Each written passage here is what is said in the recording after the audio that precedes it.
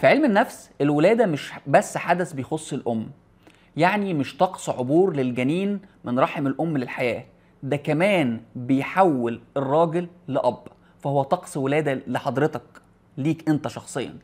ولأول مرة يواجه الأب حقيقة إنه أنا بابا يلا.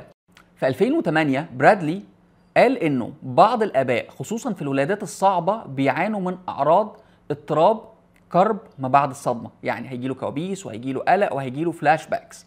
عشان كده بنؤكد على لو قررت أو قررتي تشركي جوزك في عملية الولادة إنه يكون متحضر هيشوف إيه، هيحصل إيه، لأنه صعب عليا ان اشوف زوجتي في وضع فيه الم، حتى لو افترضنا ان الولاده بتكون تحت تخدير البنج او المخدر، لكن كونه شايف العمليه التشريحيه ولحظه خروج الولد بيكون صعب جدا عليه.